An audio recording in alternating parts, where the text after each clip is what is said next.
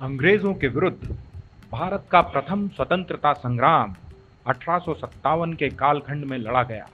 यह सशस्त्र, संगठित और राष्ट्रव्यापी संग्राम था। गुलामी की जंजीरों को तोड़ने के लिए सैनिक छावनियों में क्रांति हुई। गांव नगर भी अछूते न रहे। कोई तबका, कोई वर्ग ऐसा नहीं था जिसने स्वतंत्रता प्राप्ति के इस महासंग्राम में भाग न लिया हो।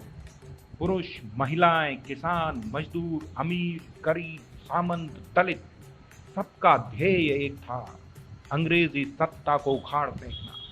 योजना थी कि एक साथ, एक समय पूरे देश में सशस्त्र क्रांति की जाए।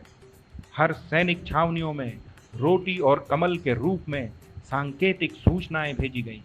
पूरा समाज एकत्रित हो चुका था। नाना साहब पेशवा, तात्या टोपे, रानी लक्ष्मीबाई जैसे अनेकों रजवाड़ों के साथ आने से क्रांति की लौ धधक चुकी थी। अचानक हुए देशव्यापी आक्रमणों से अंग्रेजी सत्ता हिल गई थी। क्रांति को दबाने के लिए उन्होंने दमनकारी नीति अपनाई।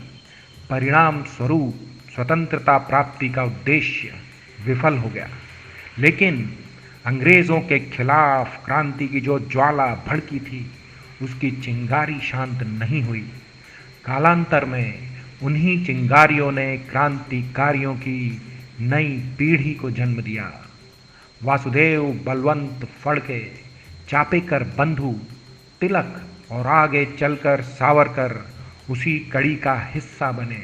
1857 की क्रांति इतनी प्रेरणास्पद थी कि सावरकर ने 1857 स्वातंत्र्य समर नाम से उपन्यास लिखा, जिसका वाचन भगत सिंह, सुभाष चंद्र बोस और उस दौर के लगभग सभी क्रांतिवीरों ने किया।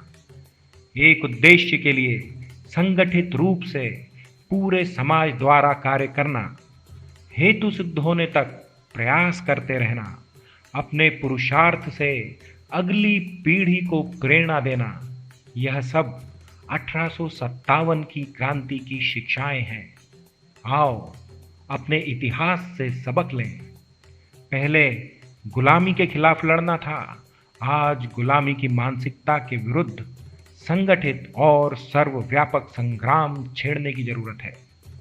जैसे उस समय सब साथ मिलकर लड़े थे, वैसे ही आज सभी को एकजुट होकर देश विरोधी विचारधाराओं और गतिविधियों से लड़ना होगा। उस कालखंड में प्रचलित हुए वंदे मातरम के घोष का ज्वार भारतीय जनमानस से कभी उतरना नहीं चाहिए, क्योंकि हमें अमर स्वातंत्र्य चाहिए, अमर स्वातंत्र्य।